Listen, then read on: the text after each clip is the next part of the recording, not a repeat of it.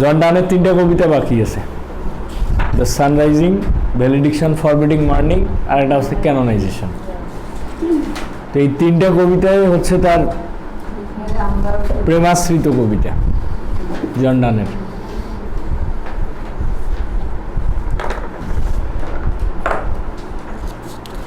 জন ডানের যে প্রেমের কবিতাগুলো আছে এগুলো মূলত তার বউয়ের উদ্দেশ্যেই লেখা ম্যাক্সিমাম কবিতা।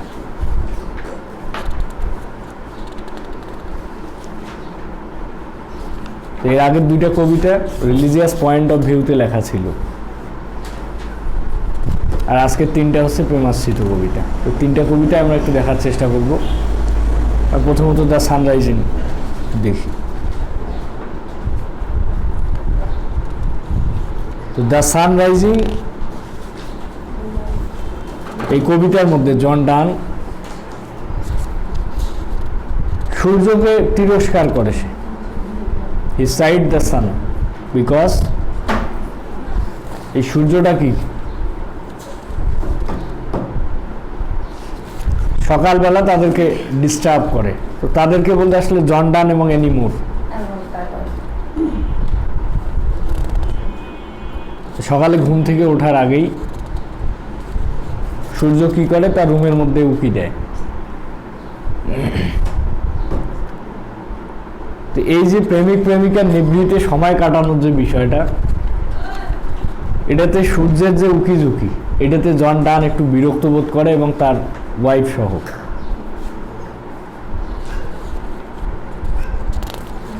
যার কারণে জন ডান সূর্যকে গালিগালাজ করে। সে বলে যে তুমি বোকা,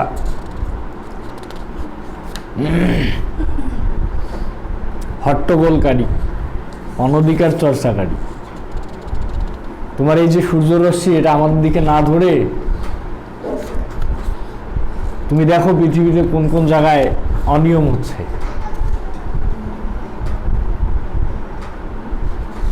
কোথায় ছোট ছোট ছেলেমেয়েরা স্কুল পালাচ্ছে, কৃষকেরা এখনো ঘুমাচ্ছে কেন? তাদের তো সকালবেলা মাঠে যাওয়া দরকার। রাজা শিকারে যাবে, এই আলোটা তুমি তাদের দিকে ধরো যাদের প্রয়োজন। আমরা এখন নিবৃত্তে থাকতে চাচ্ছি, কারো ইন্টারেন্স আমরা চাচ্ছি না।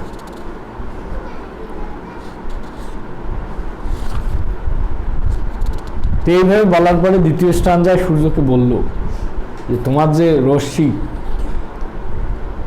এটা তো অতি তুচ্ছ।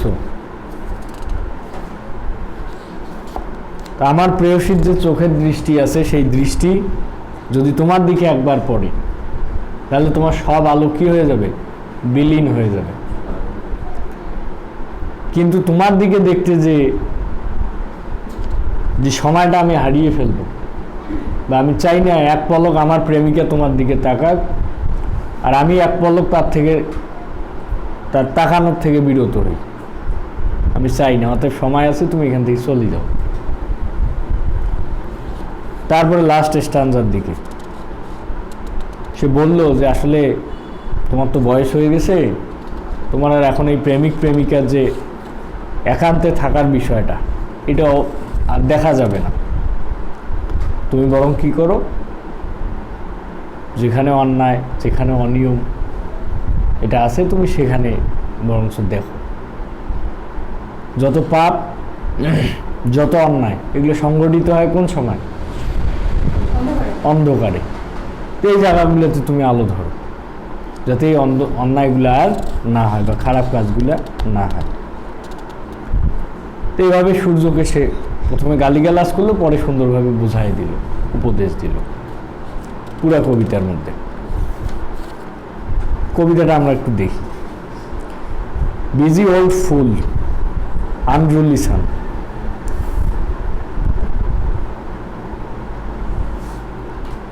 কি বলতেছে? বিজি ওল্ড ফুল,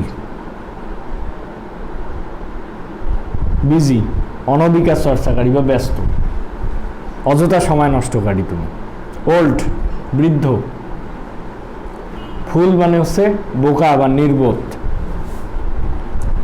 আনরুলি সান, আনরুলি মানে হচ্ছে যে ভালো শাসন করতে পারে না পৃথিবীকে। পৃথিবীর শাসক বলা হচ্ছে সূর্যকে। হোয়াই ডাস দাউ দাস, কেন এমন করছো তুমি? হোয়াই ডাস দাউ বলতে you, why does you thus, তুমি কেন এমন করতেছো? থ্রু উইন্ডোজ, জানালার মধ্য দিয়ে, অ্যান্ড থ্রু কার্টেইনস, পর্দার মাঝ দিয়ে তুমি ঢুকে যাচ্ছ রুমের মধ্যে, কল অন আস, এবং আমাদেরকে ডেকে তুলতেছো। সমস্যাটা কি? আমরা এখনো উঠতে চাচ্ছি না।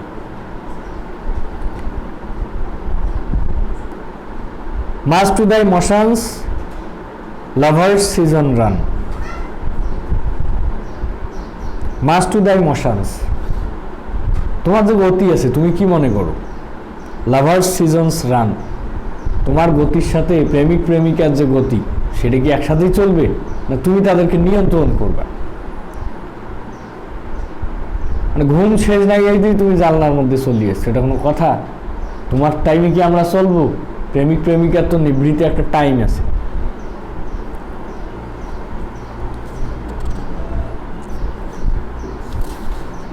তারপরে এদিকে বলা হচ্ছে সাউসি পিডেন্টিক রেচ, তুমি তো হচ্ছে সাউসি পিডেন্টিক। সাউসি মানে হচ্ছে নির্লজ্জ।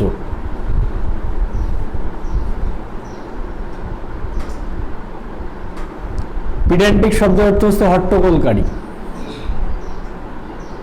তুমি তো একজন নির্লজ্জ হট্টগোলকারী, তোমাকে না ডাকতেই তুমি এখানে আসছো গ্যাঞ্জাম লাগাইতে, ভেজাল লাগাইতে। গোচাইট, যাও গিয়ে তিরস্কার করো। চাইট শব্দের অর্থ তিরস্কার বা গালিগালাজ করা। লেড স্কুল বয়েস, তো আমাদের দিকে আলোটা না ধরে তুমি যাও স্কুল বয়েস, যারা ঘুম থেকে উঠতে দেরি হচ্ছে, স্কুলে যাইতে পারছে না, স্কুলে লেট করে যায়, তুমি তাদের দিকে যে তোমার রশ্মিটা ধরো।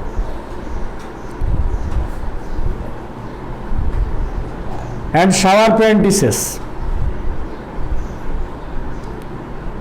এই স্কুল বালকদের এবং তাদের যারা পড়ালেখা করায় তাদেরকে, ঠিক আছে? প্রাইভেট দিছে 8টার সময়, আইসেছে 9টার সময়। ওই একই ছাত্র দুইজনের ক্ষেত্রে সমান কথা। তুমি যাও তাদের দিকে আলো ধরো, সেই শিক্ষক এবং সেই ছাত্র এরা যাতে জাস্ট টাইমে আইসে, যেটা আমরা আসি আর কি।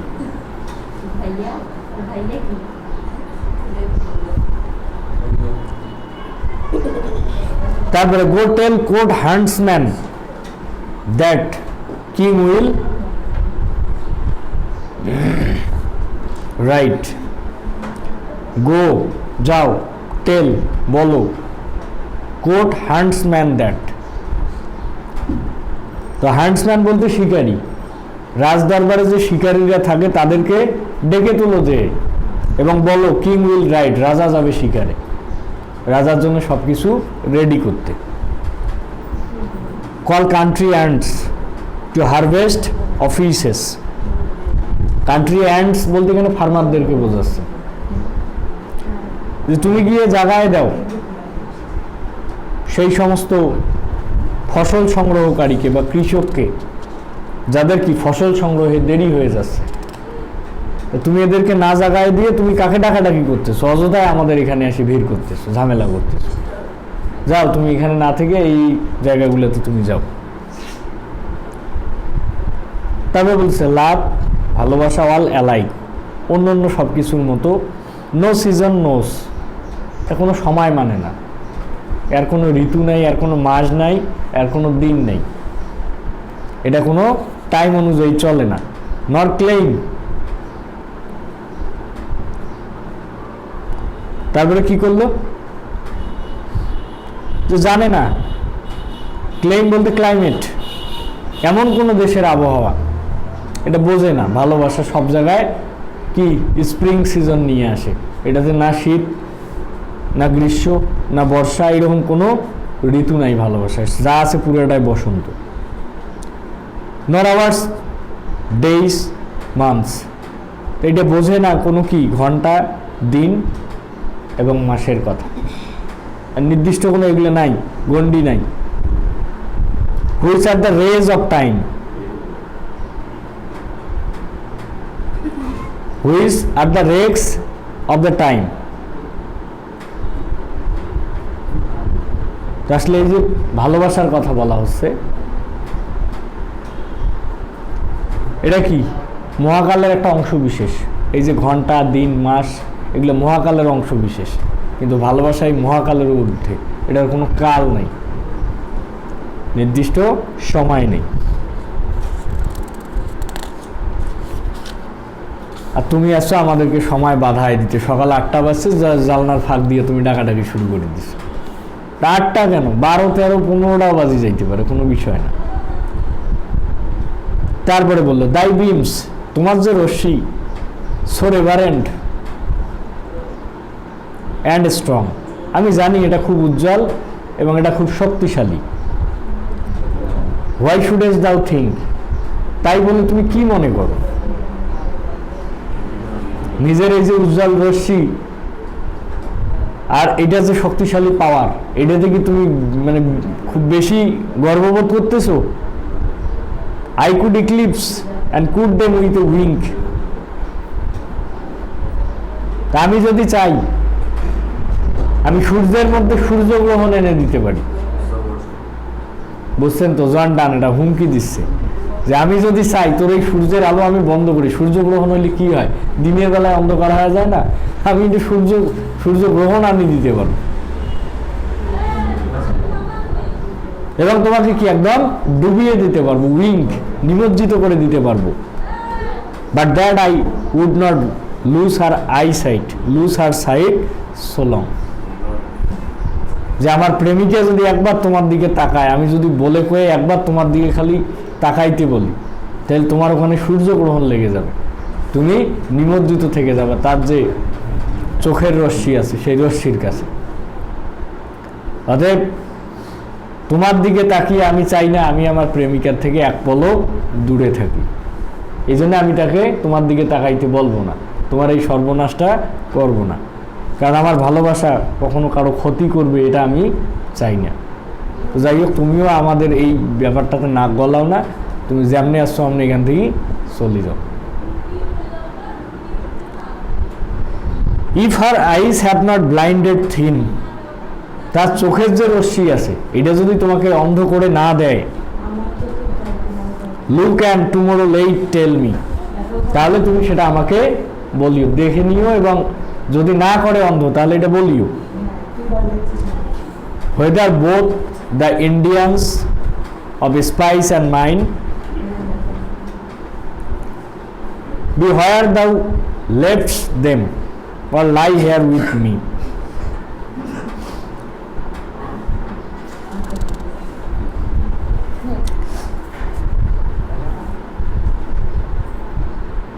তাহলে whether both the Indians of spice and mine,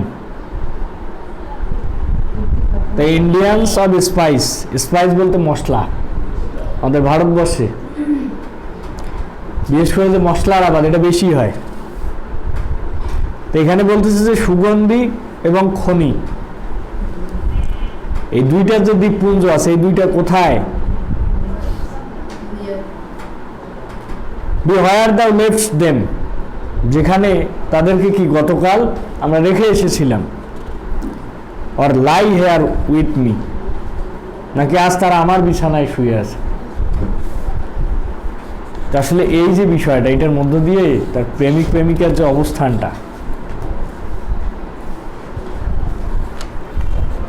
তো তারা নিজের যে রাজ্যটা আছে এই রাজ্যটাকে সব থেকে বেশি রাজকীয় মনে করতেছে, যে আমাদের প্রেমিক প্রেমিকা আমরা যে জায়গাটার মধ্যে আছি এটা হচ্ছে আমাদের সুখের রাজ্য। তো এখানে একই সাথে খনিজ সম্পদও পাওয়া যাবে, একই সাথে মশলাও পাওয়া যাবে। মানে ইন্ডিয়ান বা সাবকন্টিনেন্ট যে ধরনের উন্নত একটা সাবকন্টিনেন্ট, রাজ্যের সমস্ত রাজকীয়তা তার মধ্যে বিদ্যমান। তো অতএব আমাদের প্রেমিক প্রেমিকার মধ্যে এই যে বেড আছে সেই বেডের মধ্যেই সমস্ত কিছুই বিদ্যমান আছে। এবং সূর্যকে সে বলবে শেষের দিকে যে যদি তোমার কখনো আলো সংকট হয় বা তুমি যদি কখনো পৃথিবীকে সমানভাবে উষ্ণ করতে না পারো, তাহলে আমাদের প্রেমিক প্রেমিকার মধ্যে যে উষ্ণতা আছে সেখান থেকে কিছু ধার নিয়ে যাও, আমরা নিঃস্বার্থে তোমাকে দিয়ে দেবো।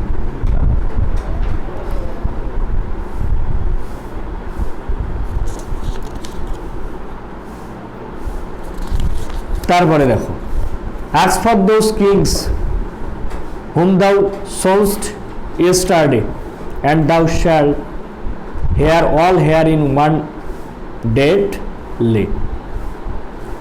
তো খোঁজো এইসব রাজাদের, whom thou sawest yesterday, যাদেরকে তুমি গতকাল দেখেছিলে শাসনগত অবস্থায়, and thou shalt hear, এবং তুমি দেখতে পাবে all here in one bed lay, তারা শুয়ে রয়েছে আমার বিছানার মধ্যে। তো এই যে রাজার রাজকীয়তা এবং রাজ্যের যে বিশালতা প্রাচুর্যতা সবকিছু কাদের মধ্যে বিদ্যমান?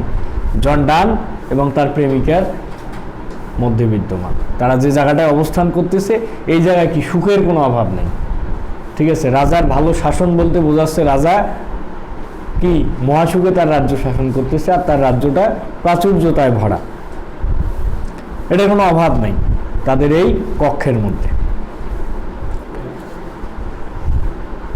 বললো শি ইজ অল স্টেটস, সে হচ্ছে জন ডান তার প্রেমিকাকে বলল যে সে হচ্ছে রাজা সমগ্র রাজ্যের, অ্যান্ড অল প্রিন্সেস আই, এবং সমগ্র রাজ্যের তার বউ যদি হয় কি রানী হয়, সে হবে কি ওই রাজ্যের রাজা। আর এই যে অন্য অন্য যে রাজারা আছে এই রাজারা কি করবে? তাদেরকে অনুকরণ করবে। রাজারা যা করবে এটা পুরোটাই হচ্ছে ওই জন ডান এবং তার প্রেমিকারই অনুকরণ, তাছাড়া আর কিছুই না। Nothing else is. Princess do but play us compare to this all honours mimic. এই যে রাজারা বস্তুগত বা বাস্তবিক জীবনে যে রাজারা আছে তারা যা কিছু করবে সব কিছুই কেমন? All honours mimic. এগুলো সব হচ্ছে আমাদেরই নকল। অল ওয়েলথ আলকেমি, এবং সমস্ত সম্পদ কি হবে? তারা উপভোগ করবে এই রাজ্যের মধ্যে।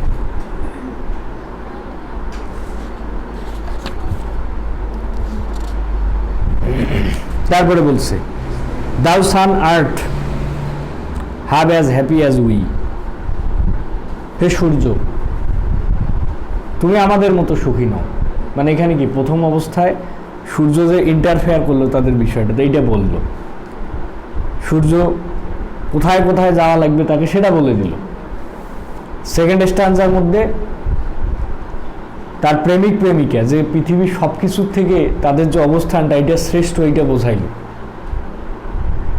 যে অন্যান্য রাজরাজারা তাদের থেকে আমরা উন্নত, তাদের রাজ্যের থেকে আমাদের এখানে প্রাচুর্যতা বেশি, সুখ সমৃদ্ধি বেশি, ঠিক আছে। এবার সে বলতেছে তুমি আমাদের থেকে বেশি সুখী নও, সূর্যকে বলতেছে। ইন দ্যাট, যেহেতু দ্য ওয়ার্ল্ডস কন্ট্রাক্টেড দাস, এই পৃথিবী এভাবে কি হয় ক্ষুদ্র একটি মিনিয়েচার, মিনিয়েচার মানে আকৃতি, আকৃতিতে পরিণত হয়েছে আমাদের যে পৃথিবীটা এইটা। তো তাই তোমার জন্য কি আছে? একটি প্রস্তাব আছে।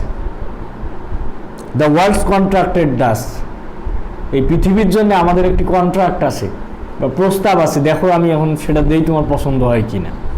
থিন এস আক্স ইজ, তোমার তো বয়স জীবনের শেষ প্রান্তে এসে গেছে। থিন এজ, থিন মানে তোমার, এজ মানে বয়স, আস্ক ইজ শেষের দিকে চলিয়েছে।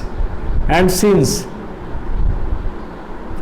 এবং যেহেতু দাই ডিউটি বি, তোমার কাজ হলো টু ওয়ার্ন দ্য ওয়ার্ল্ড, পৃথিবীকে উষ্ণ করা, আলোকিত করা, দ্যাটস ডান, সেই কাজটি করতে পারো ইন ওয়ার্মিং আস, আমাদেরকে আলোকিত করার মাধ্যমে।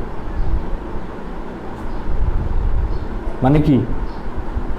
পৃথিবীকে উষ্ণ করা, বোঝেন? এবার আমাদেরকে আলোকিত করার মাধ্যমে তুমি এই কাজটা সম্পন্ন করতে পারো। তাহলে কি তারা দুইজন যেটা বানাইছে ওটা একটা তাদের পৃথিবী, ওই পৃথিবীকে আলোকিত করলেই বা উষ্ণ করলেই পুরো পৃথিবীটা কি হয়ে যাবে? উষ্ণ হয়ে যাবে। তো যেহেতু তোমার কাজ পৃথিবীকে উষ্ণ করা, তুমি সেটা আমাদেরকে উষ্ণ করার মাধ্যমেও করতে পারো। শাইন হেয়ার টু আস, আমাদের আলোকিত করো, অ্যান্ড দাও আর এভরিওয়্যার, এবং তোমার আলো ছড়িয়ে পড়বে সবখানে। দিস বেড দাই সেন্টার ইস, আর এই যে আমাদের এই রুমের মধ্যে আমাদের যে বিছানাটা আছে এটা হচ্ছে তোমার সেন্টার, সূর্যের যে কেন্দ্রটা আছে এটা। দিস ওয়ালস দাই স্পেয়ার, এই যে ওয়ালগুলো আছে এটা হচ্ছে তোমার পরিধি, দেয়ালগুলো হবে কি তোমার কক্ষপথ। এইভাবে তুমি কি করতে পারো, পুরো পৃথিবীকে আলোকিত করতে পারো এবং তোমার দায়িত্ব তুমি এই বয়সে ঠিকঠাকভাবে পালন করতে পারো। যদি কখনো শর্ট পড়ে তাহলে এই সেন্টার থেকে তুমি আলো নিতে পারবে, আমাদের উষ্ণতার থেকে তুমি একটু উষ্ণতা পৃথিবীর বুকে ছড়িয়ে দিতে পারবে। আসলে এত কিছু বলার মূল উদ্দেশ্য কি? জন ডান এবং তার প্রেমিকা কোনো ধরনের কোনো ইন্টারফেয়ার ছাড়াই নিভৃতে কিছু সময় কাটানোর একটা দাবি জানাইছে, ঠিক আছে। সূর্য এখানে রেফার্স টু তার যে নেয়ার অ্যান্ড ডেয়ার যারা আছে, ঠিক আছে, তাদেরকে নিয়ে খুব ট্রোল হচ্ছিল ওই সময়টাতে, ওই যে জেল খাটছে জন ডান। তো যেটা আমরা ক্যানোনাইজেশনে আরো ভালোভাবে টের পাবো।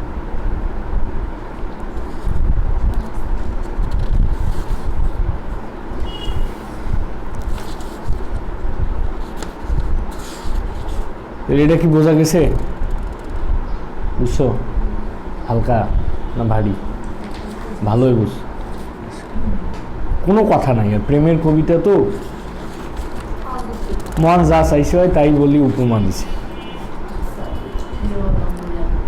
মেটাফিজিক্যাল পোয়েট্রিতে কনসিটের যে ব্যবহারটা, এই যে তার প্রেমিকাকে নিজের রাজ্যের সঙ্গে কম্পেয়ার করা, হ্যাঁ, যে ধন সম্পদপূর্ণ ভারতীয় উপমহাদেশ ছিল তার সঙ্গে কম্পেয়ার করা, আবার তাদের রুমটাকে কি সূর্যের কেন্দ্র হিসেবে, বেডটাকে সূর্যের কেন্দ্র হিসেবে কম্পেয়ার করা, রুমটাকে পৃথিবী হিসেবে কম্পেয়ার করা, এগুলো হচ্ছে কনসেপ্ট এখানকার।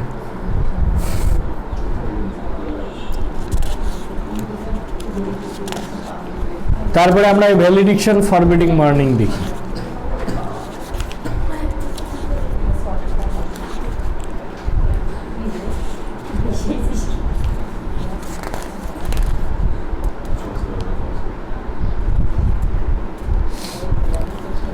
A valediction forbidding morning, এটা জন ডানের একটা ব্যক্তিগত কবিতা।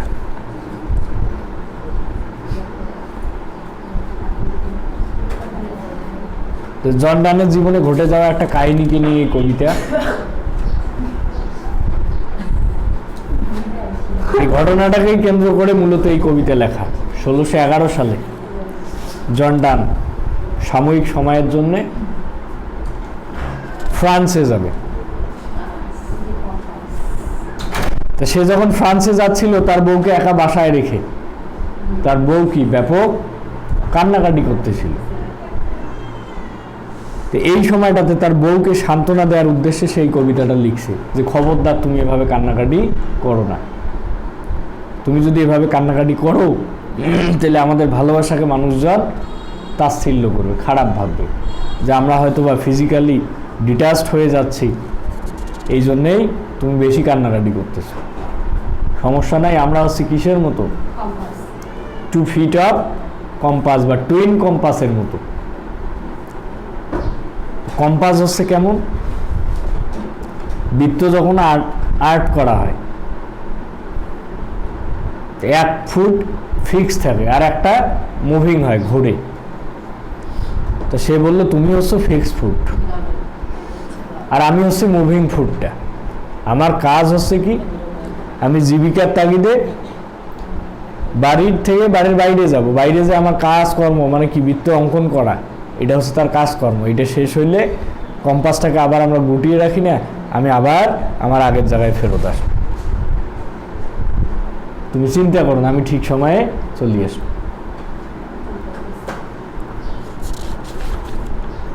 এভাবে সে সান্ত্বনা দিচ্ছে তার বউকে। দেখি তার ভাষাগুলা।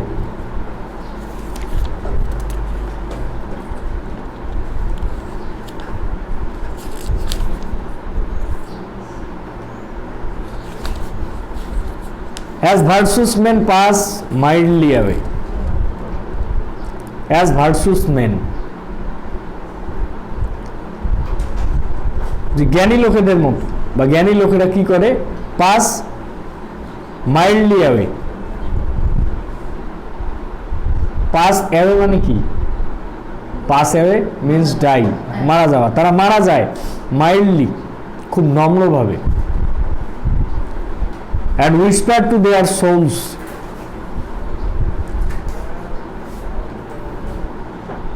এবং কি তারা তাদের আত্মাকে বলে চলে যাও, to go whilst some of their sad friends do say।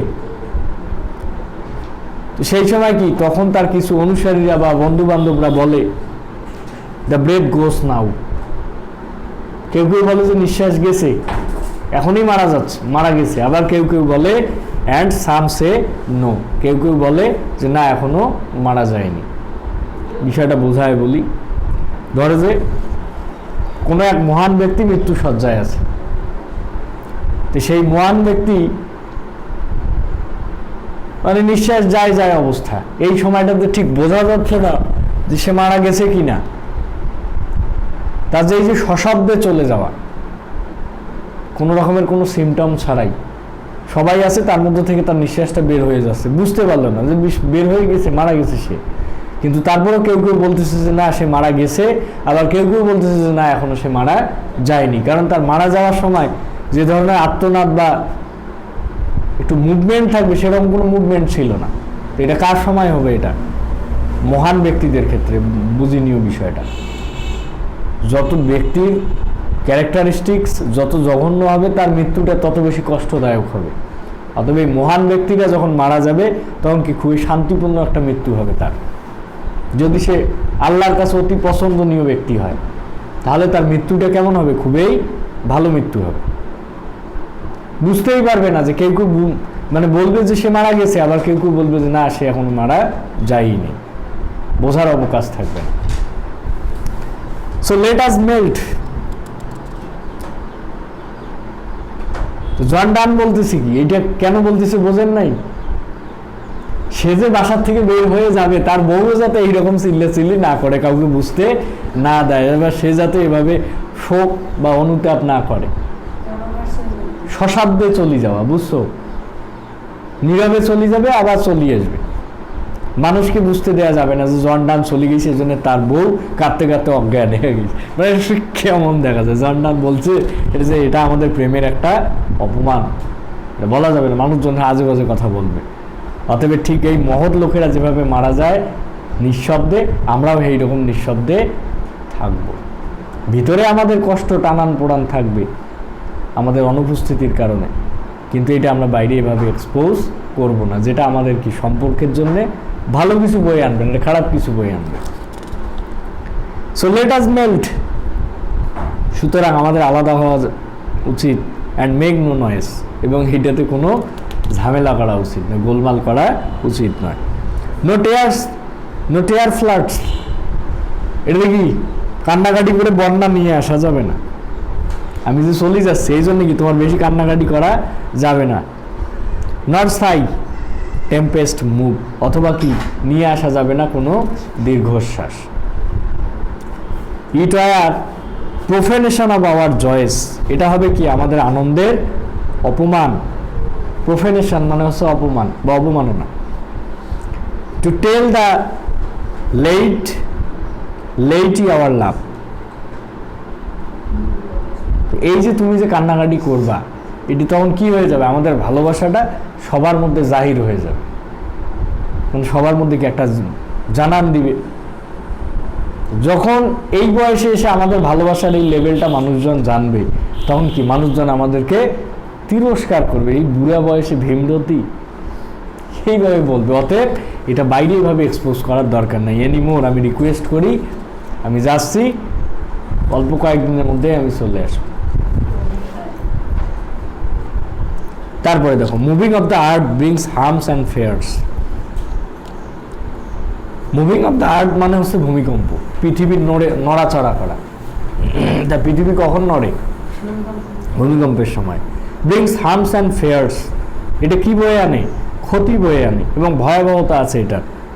Main reckon what it did and meant. তো এটা কি করে, সাধারণ মানুষের ক্ষতি আর সম্ভাব্য যে ক্ষতির ধারণা এটা হিসাব করে, ভূমিকম্পের কারণে কেমন কেমন ক্ষতি হইল। বাট ট্রিপিটেশন অফ দিস স্পেয়ার্স, কিন্তু গ্রহ নক্ষত্রের যে কম্পনটা আছে, দ্য গ্রেটার ফার, যদিও এটা অনেক ভয়াবহ, ইজ ইনোসেন্ট, কিন্তু তা নিষ্পাপ। ব্যাপারটা বোঝেন নাই? ভূমিকম্প যদি পৃথিবীতে হয় তাহলে মানুষজন এটার ক্ষয়ক্ষতি পরিমাপ করতে পারে, কিন্তু মহাকাশে যদি গ্রহ নক্ষত্রের ঘূর্ণায়নের সমস্যা হয় তাহলে এটিকে আমরা পৃথিবীতে বুঝতে পারি। তারপরে আমরা মনে করি মহাকাশটা ইনোসেন্ট, কিন্তু প্রতিনিয়তই কত ধরনের উল্কাপাত হচ্ছে, মহাকাশে কত ধরনের যান্ত্রিক ত্রুটি দেখা দিচ্ছে, সেটা কিন্তু চোখে ধরা পড়ে না। অতএব কি আমরাও যদি আমি চলে যাচ্ছি আর এইটার নিমিত্তে তুমি যদি ভূমিকম্প তৈরি করো, তখন মানুষজনের ক্ষয়ক্ষতির পরিমাণ হিসাব করা শুরু করে দিবে, অনেক ধরনের ট্রোল হবে, কথা হবে। ঠিক মহাকাশের যে যান্ত্রিক ত্রুটি, আমাদের মধ্যে যান্ত্রিক ত্রুটি মানে কি, সংযোগ বিচ্ছিন্ন হয়ে যাচ্ছে, এটা হোক, কিন্তু আমাদেরকে তারপরে কি থাকতে হবে, এটা নিজেদের মধ্যে রেখে ইনোসেন্ট থাকতে হবে, ঠিক মহাকাশের যান্ত্রিক ত্রুটির মতোই। পৃথিবীর ভূমিকম্পের মতো এটা করা যাবে না, তাহলে মানুষকে আমাদের ভালোবাসাকে পরিমাপ করা শুরু করে দিবে, ক্ষয়ক্ষতি দেখা শুরু করে দিবে, এটা করা যাবে না। তারপরে বলল ডাল সাবলুনারি লাভার্স লাভ। ডাল মানে হচ্ছে অমসৃণ, ভোতা। সাবলুনারি মানে হচ্ছে পার্থিব, যে মূর্খ কামুক যে প্রেমিকদের ভালোবাসা, যাদের কাছে ফিজিক্যাল রিলেশনশিপটাই মুখ্য। হু সোল ইজ সেন্স, যাদের জীবনটা হলো কি কামুক অনুভূতির, ক্যান নট অ্যাডমিট, তারা মেনে নিতে পারে না অ্যাবসেন্স, প্রেমিক প্রেমিকার যে সাময়িক বিচ্ছেদটা আছে এটা, because it doth remove those things which elemented it. তো আসলে যাদের প্রেমের মধ্যে ফিজিক্যাল অ্যাটাচমেন্টটা বেশি গুরুত্বপূর্ণ, তারা এই সাময়িক যে অনুপস্থিতি এটা মেনে নিতে পারে না। মানে কি, জর্ডান যেমন চলে যাচ্ছে, তার বউয়ের কাছ থেকে সে কি অনুপস্থিত থাকতেছে, আর তার বউ এটা মেনে নিতে পারতেছে না। এটা কোন প্রেমের সিম্বল? এটা ফিজিক্যাল রিলেশনশিপের একটা সিম্বল, যে হয়তো বা ফিজিক্যালি আমরা ডিসকানেক্ট হয়ে যাচ্ছি, এই জন্য তুমি বেশি কান্নাকাটি করতেছো। এটা ভালো যে ভালোবাসা আছে এটা নমুনা প্রকাশ করে না।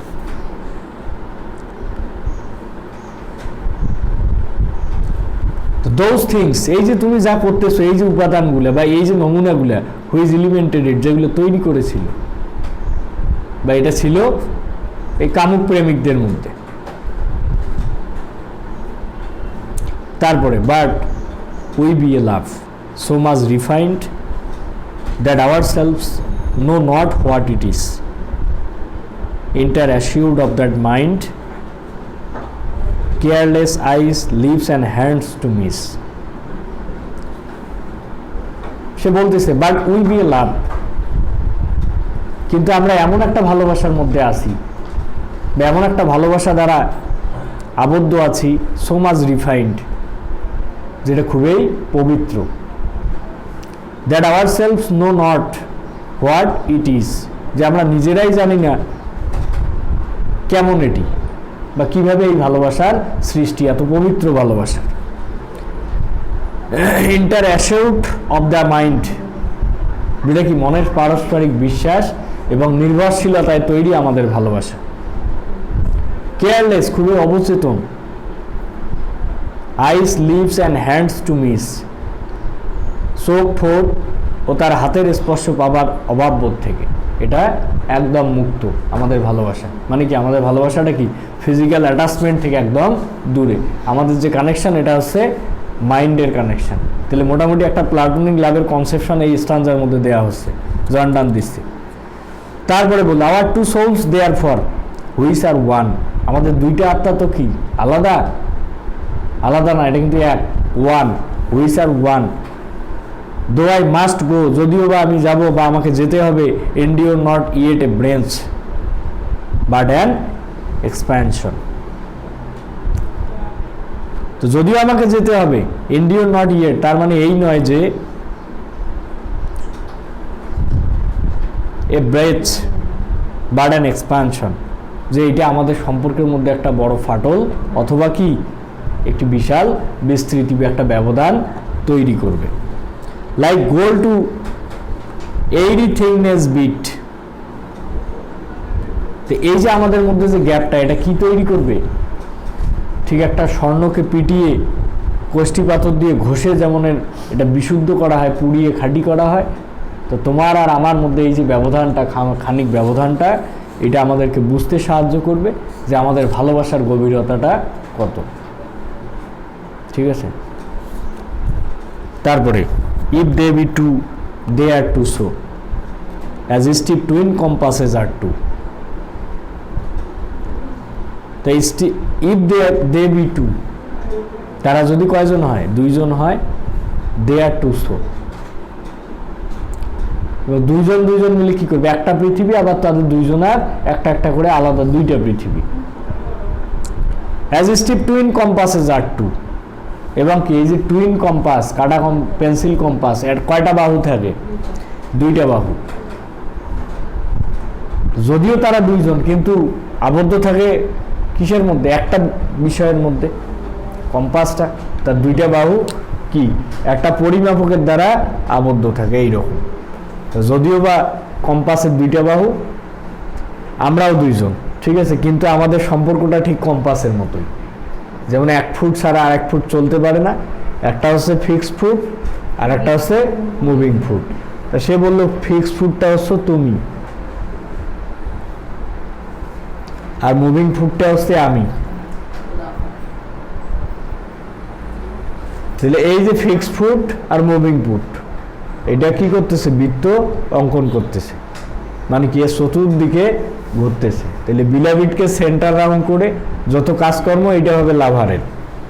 ঠিক আছে, লাভাররা জীবিকার তাগিদে বাইরে যাবে, হাজব্যান্ডরা বাইরে যাবে, হ্যাঁ, আবার জীবিকা অর্জন শেষ হইলে প্রেমিকের তার বউয়ের কাছে ফেরত আসবে বা তার নিজের বাসায় ফেরত আসবে। তো এটা দিয়ে কি ওই কম্পাসের বৃত্ত আকার শেষ হওয়ার পর তার একসঙ্গে ফিরে আসাকে বোঝাচ্ছে যে আমাদের অবস্থানটা হচ্ছে আসলে টুইন কম্পাসের মতো।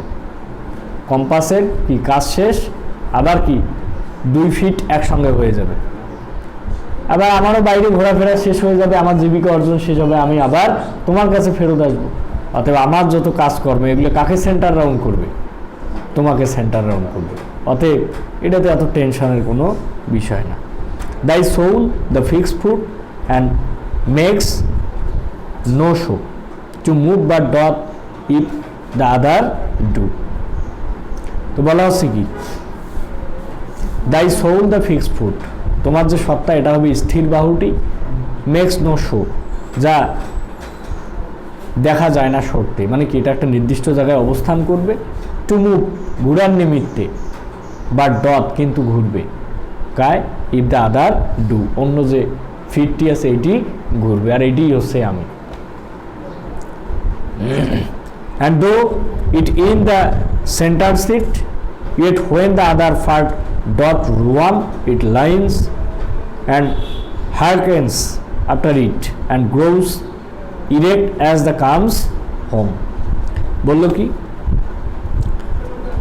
and though it in the center seat, এবং এটা যদি কি তার ফিক্সড ফুটটা যদি একটা স্থির কেন্দ্রের মধ্যে থাকে, yet when the other far doth roam, তবুও তখন অন্যটি কি দূরে গিয়ে ঘুরবে, তাহলে তো বৃত্তটা অঙ্কন হবে বা কাজকর্ম হবে। তো এখানে আসলে অন্যটি যে ঘোড়াটাকে এই যে জন ডানের বাইরে যাওয়ার সঙ্গে তুলনা করা হচ্ছে, ফ্রান্সে যাওয়ার বিষয়টা, যে আমি তো বাইরে যাব, ইট লিন্স, এবং এটা ঘূর্ণায়মান থাকবে, হেলে থাকবে বা ঝুঁকে থাকবে, অ্যান্ড হারকেন্স আফটার ইট, এবং এটি কি করবে, একটা বাহু আর একটা বাহুকে কেন্দ্র করে ঘুরতে থাকবে, মানে কি জন ডান তার প্রেমিকাকে কেন্দ্র করে ঘুরতে থাকবে চতুর্দিকে, অ্যান্ড গ্রোস ইরেক্ট, তারপরে কি একত্রিত হবে, অ্যাজ দ্যাট কামস হোম, যেহেতু অন্যটি কি হইবে বাড়ি ফিরে আসবে বা একত্রে মিলিত হবে, মানে কি বৃত্তের আঁকা শেষ, পরে এটাকে আবার তার নিজের পজিশনে নিয়ে আসে। তো such wilt thou be to me and must like the other foot obliquely run, thy firmness make my circle just and makes me end where I began. তো such wilt, এইভাবে আমার হেলে পড়া, দাও বি টু মি, তুমি আমার প্রতি এইরকম কি হেলে থাকবে, বিশ্বস্ত থাকবে, আমি যেখানেই যাই না কেন আমার যে বিশ্বাস এটাকে তুমি ঠিক রাখবা, ঠিক আছে, তুমি আমার জন্য অপেক্ষা করবা। who must like the other foot obliquely run, যে কিনা অবশ্যই অন্য বাহুর মতো দূরে যাবে বা তির্যকভাবে ঘুরবে। দাই ফার্মনেস, তোমার যে বিশ্বাস, তোমার যে দৃঢ়তা, মেক্স মাই সার্কেল জাস্ট, আমাকে কি করবে, আমার সার্কেলটা সঠিকভাবে তৈরি করতে সাহায্য করবে। খুবই মারাত্মক কথা কিন্তু বলছে, দেখো এই ফিক্স ফুটটা, এটা যদি বৃত্ত অঙ্কন করার সময় নড়ে তাহলে বৃত্ত কি ঠিকমতো অঙ্কন হবে? তো এইটা দৃঢ়তা বা স্থিরভাবে থাকা মানে কি, কোনো পুরুষ মানুষ বাইরে গেলে ওই মহিলা বাসায় ভদ্রভাবে থাকবে, সে কোনো পরকীয়ের সঙ্গে জড়িত হবে না। কথা বোঝা গেছে? এখন আমি জীবিকার তাগিদে বাইরে, বিয়ে করছি, বাচ্চা কাচ্চা হয়েছে, পরিবার হয়েছে, আমাকে তো জীবিকা অর্জন করতে হবে, তাই না? এখন এই সময়টাতে আমার বউ যদি আমার প্রতি দৃঢ় না থাকে বা তার মধ্যে যদি একুরেট বা একুরেসি না থাকে, তাহলে বিষয়টা কেমন হয়ে যাবে? সে নিজের যে অবস্থান এটার থেকে কি করবে, বাইরে চলে যাবে। ঠিক আছে, দেখা যাচ্ছে অন্য কারোর সঙ্গে সে সম্পর্কে আবদ্ধ হয়ে যাবে, বিষয়টা খুবই খারাপ লাগার মতো। তাহলে এক বাহু ঘুরতে গেলে বা বৃত্তটা বা জীবনের পরিধিটাকে সঠিকভাবে পরিচালনা করতে গেলে হাজব্যান্ড এবং ওয়াইফ উভয় গুরুত্বপূর্ণ, তারা কি একে অপরের প্রতি অবশ্যই বিশ্বস্ত থাকতে হবে। ঠিক ফিক্স ফুড যদি ভালো থাকে তাহলে মুভিং ফুড অটোমেটিকভাবে তার কাজকর্ম ঠিকভাবে সম্পাদন করবে। অতএব কি এক্ষেত্রে গুরুত্বপূর্ণ ভূমিকা কার? মেয়েদের। ঠিক আছে, কিন্তু বর্তমান তো মেয়েদেরই অবস্থা খারাপ। তাহলে দাই ফার্মনেস মেক মাই সার্কেল জাস্ট, একবারে একুরেটভাবে আমার বৃত্তটা তৈরি করতে সাহায্য করবে তোমার যে দৃঢ়তা বা ফিক্সড ফুডের যে দৃঢ়তা, অ্যান্ড মেক্স মি ইন্ট, এবং আমাকে আমার এই বৃত্ত অঙ্কন শেষ করার পর, মানে কি আমার জীবিকা অর্জন শেষ করার পর, হোয়ার আই বিগ্যান, আমি শেষ করব যেখান থেকে আবার শুরু করেছিলাম, মানে কি আমি আবার আগের জায়গায় ফেরত আসবো এভাবে। অতএব তুমি এভাবে কান্নাকাটি করো না এনিমোর, আমি চলে আসবো, তুমি খালি আমার প্রতি ফার্ম ফেইথ রেখো, দৃঢ় বিশ্বাস রেখো, আমি ঠিক সময় আবার চলে আসবো তোমার কাছে। তো যাই হোক, জন ডান যখন এই পার্টটা নিয়ে চলে গেল ফ্রান্সে, সেও যে ওখানে বেশি দিন থাকতে পারেনি, অল্প কিছুদিনের মধ্যেই সে খবর পায় যে তার বউ অসুস্থ হয়ে গেছে এবং তার নিজেরও ওই জায়গায় ভালো লাগতেছিল। ওখান থেকে সে আবার চলে এসে খুব তাড়াতাড়ি এসে নিজের ওয়াইফের পাশে অবস্থান করে সে। তো জন ডান ব্যক্তিগত জীবনে একজন ধর্মযাজক ছিল, ঠিক আছে। সেন্ট পলস যে গির্জা ছিল সেই গির্জার প্রধান উপাচার্য ছিল জন ডান। তা কবিদের ক্ষেত্রে আসলে এরকম কবি কমেই আছে যারা কবি কিন্তু একই সাথে চার্চের উপাধ্যক্ষ। তো ধর্মীয় অনুরাগ জন ডানের মধ্যে মোটামুটি ছিল এবং তার কবিতাগুলোর প্রসার তো আমরা জানি মোটামুটি এলিজাবেথান যুগে হবে, যখন যুক্তি নির্ভরতা বা সাবলীল ভাষার কবিতাগুলো ব্যান্ড হয়ে গেল, তখন এই যে যুক্তিতর্ক উপস্থাপন করে, বিজ্ঞানকে উপস্থাপন করে কবিতা রচনা শুরু হইল। সেই সময়টাতে জন ডান তার এই যে বিখ্যাত মেটাফিজিক্যাল পোয়েম সিরিজ বা মেটাফিজিক্যাল স্কুল অফ পোয়েট্রি, এটার কনসেপশন দিল এবং তিনি হচ্ছেন এই মেটাফিজিক্যাল কনসেপশনের গুরু, মেটাফিজিক্যাল কবিদের গুরু। এই কবিতা আশা করি বোঝা গেছে। নেক্সট কবিতা হচ্ছে দ্য ক্যানোনাইজেশন। তো এই ক্যানোনাইজেশনটা আমি একটু সামারাইজ করে দিচ্ছি। ক্যানোনাইজেশন শব্দের অর্থ হচ্ছে আত্মশুদ্ধি। তো জন ডান আর এনি মোরের বিয়ের যে সময়টা, এই সময় জন ডান যখন পালায় যায় এনি মোরকে নিয়ে, তখন কি তার শ্বশুরবাড়ির থেকে তার নামে একটা কেস করা হয়। তো সেই কেসের কারণে জন ডানকে জেলে নিয়ে যায়। বেশ কিছুদিন সে জেলে থাকার পর সে যখন জেল থেকে ছাড়া পাইল, ছাড়া পাওয়ার পরে তার আশেপাশের লোকজন বা তার ক্লোজ ফ্রেন্ড যারা, তারা কি বলা শুরু করলো, যে মেয়ে হবে না, যে মেয়ে তোকে জেল খাটাইলো সে মেয়ের জন্য তো তোর এই অবস্থা, আরে মেয়ে কি বিয়ে করা যাবে। তো এইরকম লোকজনের ট্রোল আর কথাবার্তায় জনডান অতিষ্ঠ হয়ে গেছে। এবং ঠিক সেই সময়টাতে সে কি তাদের উপর দিয়ে ধমক দিয়ে বলল যে for gods sake hold your tongue and let me লাভ, যে ঈশ্বরের দোহাই আপনারা আপনাদের মুখটা বন্ধ রাখেন এবং আমাকে আমার ভালো বাঁচতে দেন, আমার ভালোবাসায়। হ্যাঁ, আমি এটা বুঝতেছি না আপনাদের এত সমস্যা কোথায়। হ্যাঁ, আমি এই যে আমার যে প্রেমটা আছে এটা নিয়ে এত কেন আপনাদের মাথা ব্যথা? এমন তো না যে আমাদের প্রেমে আমাকে জেল যাইতে হয়েছে, আমাদের প্রেমে এখন বিচ্ছেদ চলছে। এই সময়টাতে আমাদের যে দীর্ঘশ্বাস, এই দীর্ঘশ্বাসে কি সাইক্লোন উঠে গেছে? কার ঘর বাড়ি উড়ে গেছে আমাদের দীর্ঘশ্বাসে? বা আমাদের ভালোবাসায় পাওয়া যে ব্যথাটা আমরা পাইছি সেটাতে আমাদের যে কান্না, সেই কান্নায় কি মহাপ্লাবন তৈরি হয়েছে, যেখানে অনেকের ফসল নষ্ট হয়েছে, বাড়িঘর তলে গেছে, ডুবে গেছে, এরকম একটা অবস্থা? তো যদি সেটাই না হয় তাহলে ভাই আপনাদের সমস্যাটা কোথায়? আমি আমার ভালোবাসার মধ্যে অটুট।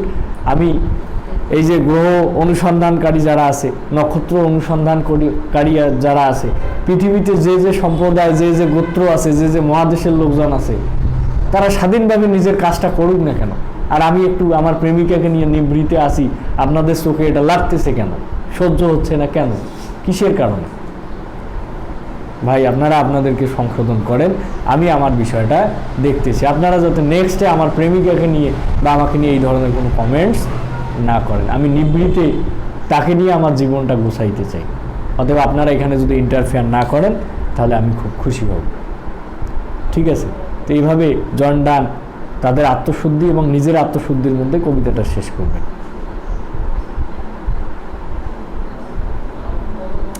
তো শেষের লাইন দুইটা দেখি আমরা। বলতেছে,